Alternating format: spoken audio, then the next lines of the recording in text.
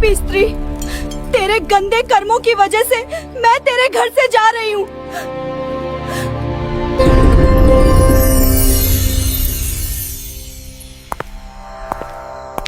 क्या आप जानते हैं, कुछ घर ऐसे होते हैं जहां मां लक्ष्मी कभी प्रवेश नहीं करती। हाँ, कुछ छोटी छोटी गलतियां ऐसी होती हैं जो लक्ष्मी जी को घर से दूर कर देती हैं, और जब वो घर छोड़ देती हैं तो वहां बसता है दुख, दर्द और दरिद्रता का साया।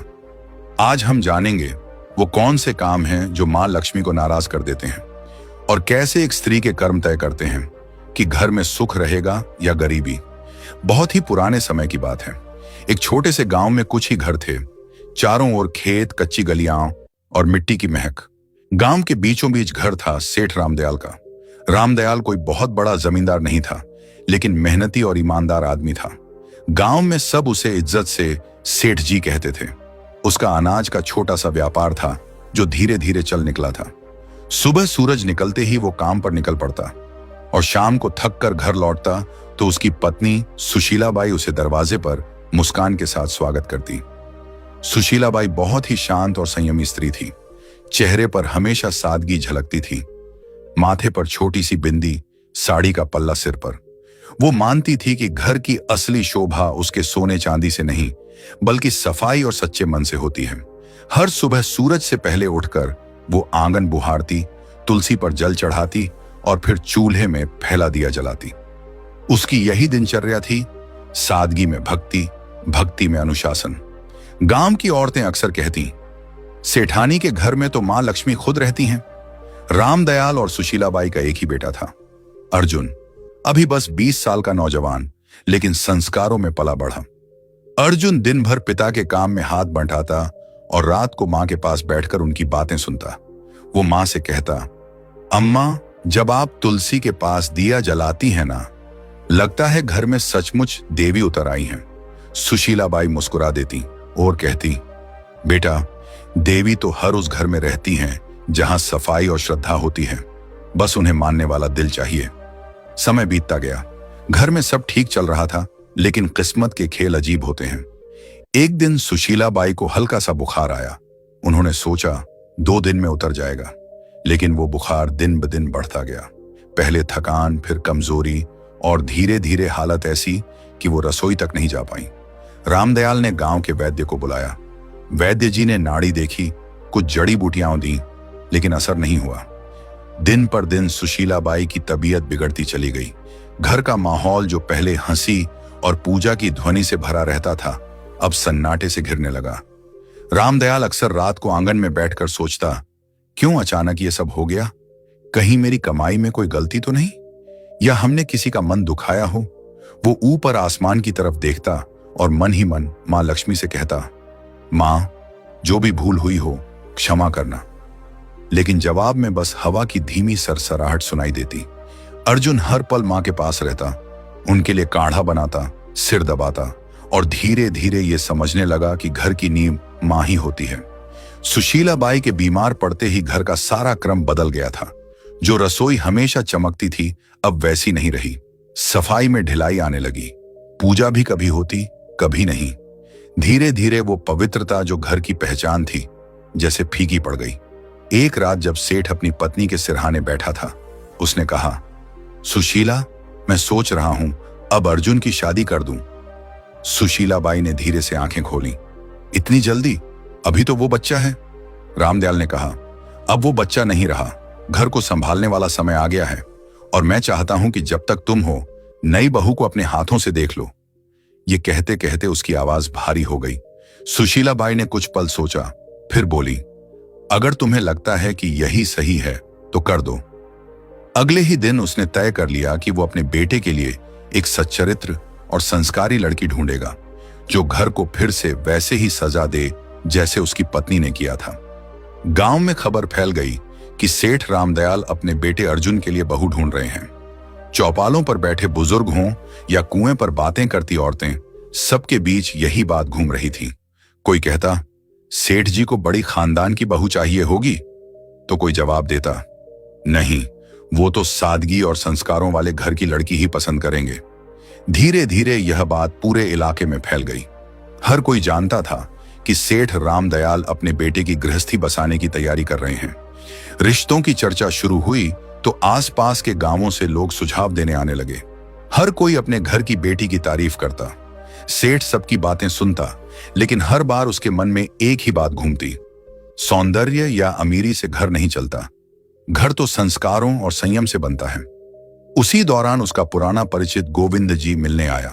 उसने कहा, सेठ जी, मेरे रिश्तेदार के घर एक लड़की है, नाम राधा, सीधी सादी, घर संभालने वाली और बड़ों का आदर करने वाली।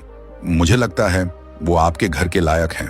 सेठ ने कहा, अच्छा, मैं जाकर देख आता हूं। अगले दिन सुबह वह अकेले ही निकल पड़ा। पहले के जमाने में पिता ही जाकर लड़की देखा करते थे। दोपहर तक सेठ उस गांव पहुंचा जहां राधा का घर था। घर सादा था, आंगन साफ और वातावरण में सादगी थी। राधा के पिता ने आदर से स्वागत किया। बातचीत के दौरान राधा पानी लेकर आई, सिर झुकाए, शांत और संस्कारी। सेठ ने मन ही मन कहा, यही है वो लड़की जिसमें घर बसाने की समझ है। उसी दिन सेठ ने वहीं पर रिश्ता पक्का कर दिया और कहा, अब बस शुभ दिन निकालिए, मैं अपनी बहू जल्द ही घर लाऊंगा। घर लौटकर उसने सुशीला बाई से कहा, मैंने लड़की देख ली, नाम राधा है, स्वभाव बहुत अच्छा है, सूरत में सादगी है, आंखों में आदर झलकता है। सुशीला बाई ने शांत स्वर में कहा, अगर तुम्हें मन से ठीक लगी है तो वहीं सही, लड़की वहीं अच्छी जो घर को अपनाए। सेठ ने सिर हिलाया। मन को सुकून मिला है, लगता है अब घर फिर से बस जाएगा। कुछ ही दिनों में रिश्ता तय हो गया। शुभ मुहूर्त निकला और दोनों घरों में खुशी की लहर दौड़ गई। समय बीता और शादी का दिन आ गया। सादगी से मगर पूरे रीति रिवाजों के साथ विवाह हुआ। राधा अब सेठ रामदयाल के घर की बहू बन चुकी थी। शादी को कुछ हफ्ते बीत चुके थे। घर में नई रौनक थी, सब कुछ जैसे फिर से जीवंत हो उठा था। राधा सुबह जल्दी उठती, आंगन में जल छिड़कती, तुलसी को प्रणाम करती और रसोई में मां अन्नपूर्णा का भोग तैयार करती। सुशीला बाई के चेहरे पर सुकून था। उन्हें लगता था जैसे घर में मां लक्ष्मी खुद आकर बस गई हूं। लेकिन जैसे जैसे दिन बीते, राधा की आदतें बदलने लगीं। वो अब सुबह देर तक सोने लगी और कुछ ही दिनों में आंगन की सफाई का समय बदल गया। पहले सूर्योदय से पहले झाड़ू की आवाज आती थी, अब सूरज ऊंचा चढ़ आता था, तब भी आंगन में बिखरे पत्ते वैसे ही पड़े रहते। एक सुबह सुशीला बाई तुलसी पर जल चढ़ाने निकली तो देखा कि झाड़ू कोने में पड़ी है और राधा अभी तक नहीं उठी। वे कमरे में गईं और धीरे से बोली, बेटी, अब तो सूरज आंगन तक आ गया, उठ जा, घर की रौनक सुबह की सफाई से शुरू होती है। राधा ने उनींदी आंखें खोली और बोली, मां जी, आज बहुत नींद आ रही थी, बस थोड़ा और सोने दीजिए।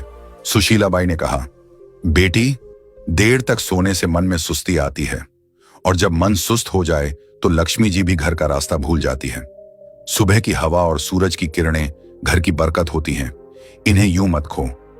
राधा ने हल्की मुस्कान दी, मां जी, मैं कल से ध्यान रखूंगी।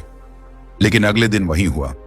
सूरज निकला, आंगन में सन्नाटा रहा और तुलसी की मिट्टी सूखी पड़ी थी। कुछ दिनों बाद एक और बात हुई। राधा झाड़ू लगा रही थी, तभी झाड़ू गलती से उसके पैर से लग गई। सुशीला बाई ने देखते ही आवाज लगाई, राधा बेटी, झाड़ू को पैर मत लगाना, ये मां लक्ष्मी का प्रतीक होती है। राधा ने हंसते हुए कहा, अरे मां जी, ये तो बस झाड़ू है, गलती से लग गया, अब इसमें क्या अपशकुन। सुशीला बाई ने झाड़ू उठाकर दीवार के पास रखते हुए बोला, बेटी, यही तो गलती है। जब इंसान छोटी बातों को हल्के में लेता है तब बड़ी बरकतें उससे रूठ जाती हैं। झाड़ू सिर्फ सफाई का औजार नहीं, ये लक्ष्मी जी का आशीर्वाद है जो गंदगी दूर करती है। राधा ने हल्के स्वर में कहा, मां जी, आप भी ना हर चीज को पूजा बना देती हैं। सुशीला बाई मुस्कुराई, मगर आंखों में चिंता उतर आई। धीरे धीरे राधा का ध्यान घर की सफाई और रसोई से हटने लगा। एक रात वह खाना बनाकर थक गई और झूठे बर्तन चूल्हे के पास ही छोड़कर सोने चली गई। आधी रात को जब सुशीला बाई पानी पीने उठी तो देखा कि रसोई में झूठे बर्तनों का ढेर लगा है। सुबह उन्होंने राधा से कहा, बेटी, रसोई मां अन्नपूर्णा का घर है, वहां गंदगी छोड़ना ठीक नहीं, रात की गंदगी से नकारात्मकता पनपती है। राधा ने कहा, मां जी, आप तो बस चिंता करती रहती हैं, मैं साफ कर दूंगी ना अभी। सुशीला बाई ने गहरी सांस लेकर कहा, बेटी, जो काम शाम का हो उसे सुबह तक टालना बरकत को टालना है। साफ रसोई से ही सुख का आरंभ होता है। राधा ने कुछ नहीं कहा, पर उसके चेहरे पर थकान और अनिच्छा साफ झलक रही थी। शाम का समय था, सूरज ढल चुका था और घर में दिया जलाने का वक्त था। तभी राधा ने झाड़ू उठाई और आंगन बुहारने लगी। सुशीला बाई ने तुरंत आवाज लगाई, राधा, शाम को झाड़ू नहीं लगाते बेटा, इस वक्त मां लक्ष्मी घर में प्रवेश करती हैं। राधा ने बिना रुके कहा, मां जी, जब दिन में वक्त नहीं मिलता तो शाम को ही सफाई करनी पड़ती है, इससे क्या फर्क पड़ता है? सुशीला बाई दरवाजे पर खड़ी होकर बोली, फर्क पड़ता है बेटी, शाम को झाड़ू लगाने से लक्ष्मी जी का आशीर्वाद बाहर निकल जाता है। बरकत सिर्फ कमाई से नहीं आती, आदतों से आती है। राधा ने झाड़ू एक ओर रख दी और बोली, मां जी, मैं आपकी इज्जत करती हूं, पर अब जमाना बदल गया है, लोग ये सब बातें नहीं मानते। सुशीला बाई ने शांत स्वर में कहा, बेटी, जमाना बदल सकता है, लेकिन घर की नींव नहीं। जो परंपरा से जुड़ा रहे वही स्थिर रहता है। कुछ दिन बाद एक और घटना हुई। राधा ने खाना खत्म होने के बाद झूठे बर्तन चूल्हे के ऊपर रख दिए। जब सुशीला बाई ने देखा तो बोली, बेटी, चूल्हा मां अन्नपूर्णा का आसन है, वहां झूठे बर्तन नहीं रखे जाते। राधा ने बिना ऊपर देखे कहा, मां जी, मैं बस जगह की कमी से रख दिए थे, बाद में धो दूंगी। सुशीला बाई ने कहा, रसोई में पवित्रता सबसे जरूरी है। अगर चूल्हे पर गंदगी होगी तो लक्ष्मी जी की कृपा भी घट जाएगी। राधा ने मुस्कुराते हुए कहा, मां जी, हर चीज में देवी ढूंढना बंद कीजिए। खाना तो मैंने बना ही दिया ना, अब थोड़ी देर में सब साफ हो जाएगा।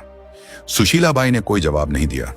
उनके चेहरे पर निराशा थी, मगर मन में अब भी उम्मीद थी कि शायद एक दिन राधा इन बातों का अर्थ समझ लेगी। धीरे धीरे घर का माहौल बदलने लगा। पहले जहां सुबह पूजा की घंटी बजती थी, अब सन्नाटा रहता था। तुलसी के पास मिट्टी सूख गई थी, दीपक बुझा रहता था।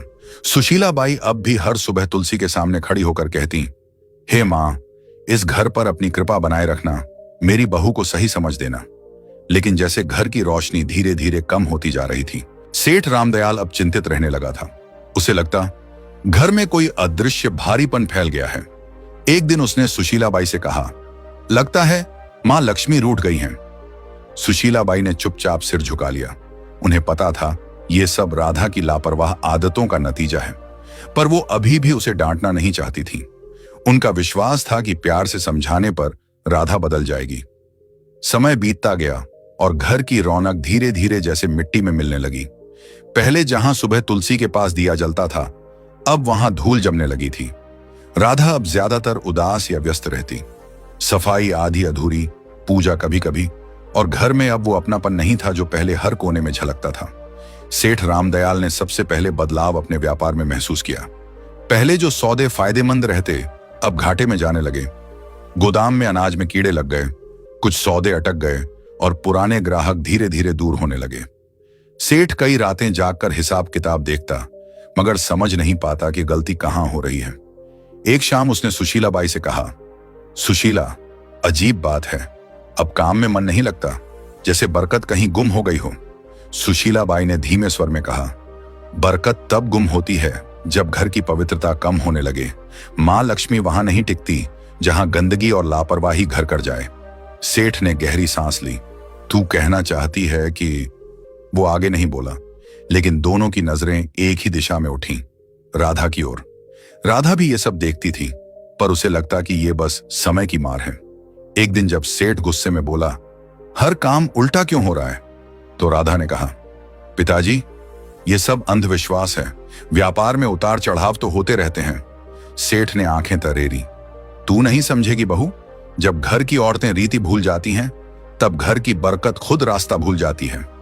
उस दिन के बाद से माहौल और भारी हो गया। घर में छोटी मोटी चीजें टूटने लगीं। राधा ने ध्यान देना बंद कर दिया था। झाड़ू वहीं कोने में पड़ी रहती, रसोई में बर्तन कभी साफ नहीं रहते। सुशीला बाई अब ज्यादातर चुप रहने लगी थी।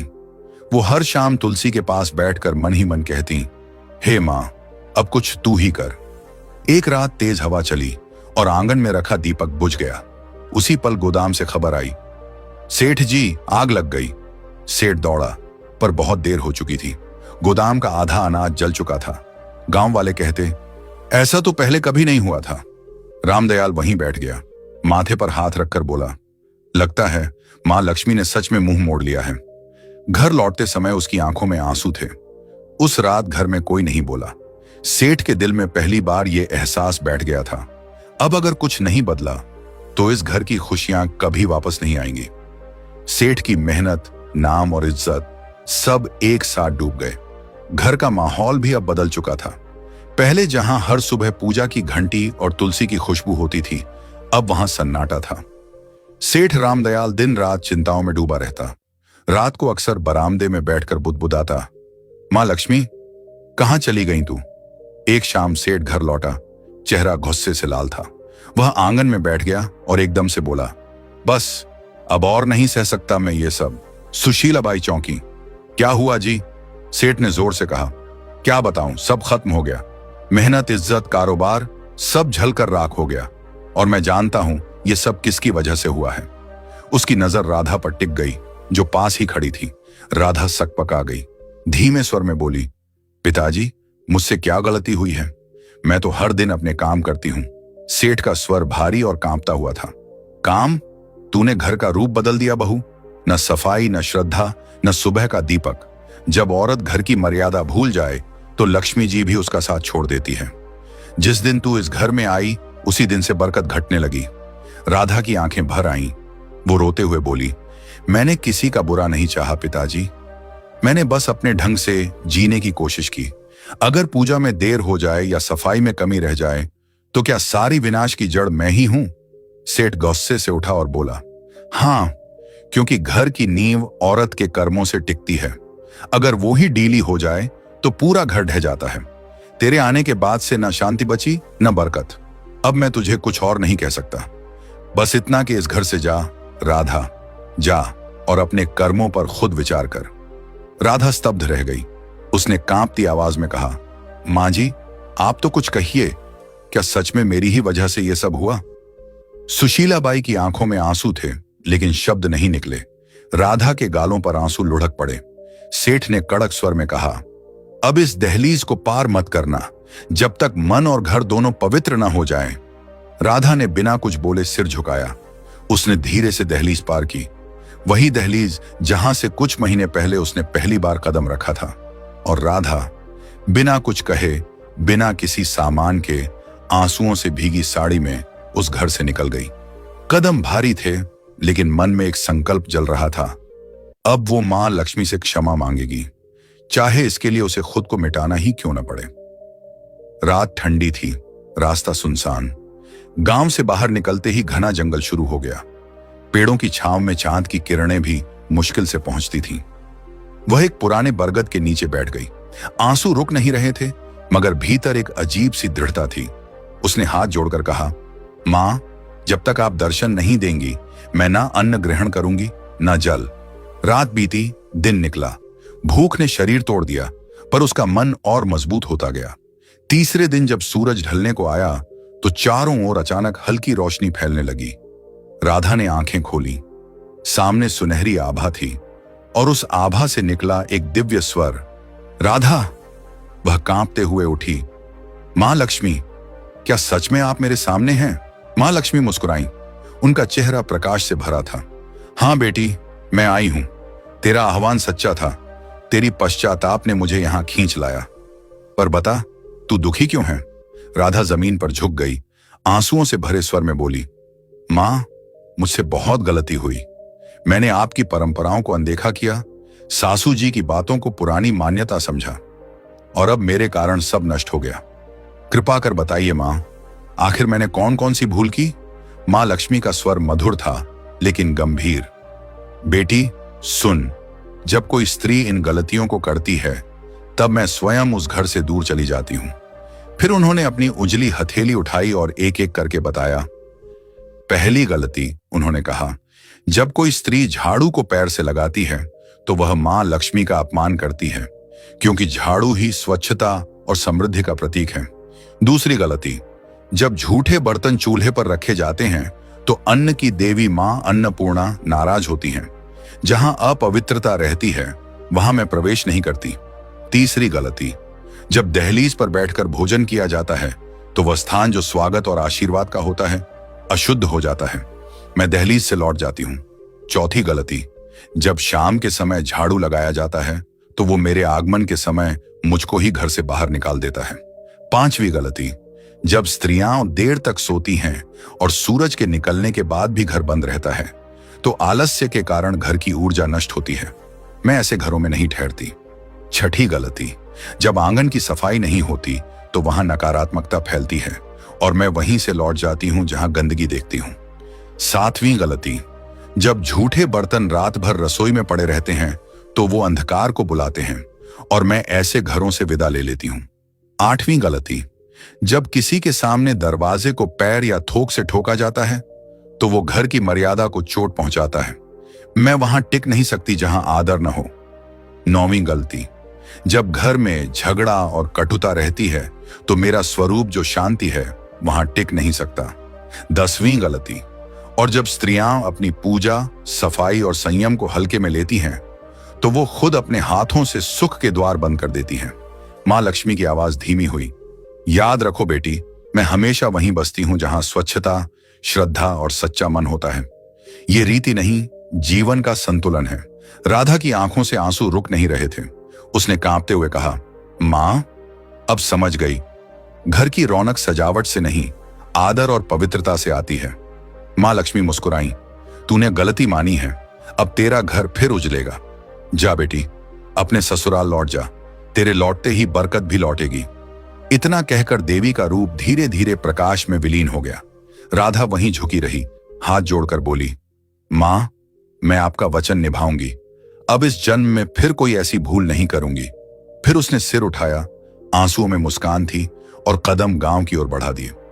जैसे ही उसने दहलीज पार की, सुशीला बाई दौड़कर आई और आंसुओं के साथ बोली, राधा, तू लौट आई। राधा ने कहा, मां जी, मैंने सब समझ लिया है। मां लक्ष्मी घर में तभी बसती हैं जब सफाई, पूजा और श्रद्धा साथ हों। उसी दिन से घर में फिर रौनक लौट आई, व्यापार संभल गया और पूरे गांव में चर्चा होने लगी। सेठ जी के घर में मां लक्ष्मी फिर से बस गई। दोस्तों, याद रखिए, जो स्त्रियां घर में गंदगी रखती हैं, देर तक सोती हैं, रसोई में झूठे बर्तन छोड़ती हैं, शाम को झाड़ू लगाती हैं, दहलीज पर बैठती हैं या सफाई को हल्के में लेती हैं, उस घर में कभी मां लक्ष्मी प्रवेश नहीं करती। ऐसे घरों में सुख नहीं टिकता, बल्कि दरिद्रता और दुख का वास बन जाता है। मां लक्ष्मी उन्हीं घरों में निवास करती हैं जहां स्वच्छता, सच्चाई और श्रद्धा हो। तो बहनों और भाइयों, अगर आप चाहते हैं कि आपके घर में मां लक्ष्मी की कृपा सदा बनी रहे तो इन 10 गलतियों को आज से ही छोड़ दीजिए और अपने घर को पवित्र रखिए। अगर आपको मां लक्ष्मी और राधा की यह कहानी अच्छी लगी हो तो इस वीडियो को लाइक करें, अपने सभी दोस्तों और परिवार वालों के साथ शेयर करें और ऐसे ही आध्यात्मिक और प्रेरणादायक कथाएं सुनने के लिए हमारे चैनल को सब्सक्राइब करना बिल्कुल मत भूलिए और कमेंट में सब लोग जरूर लिखें, जय मां लक्ष्मी।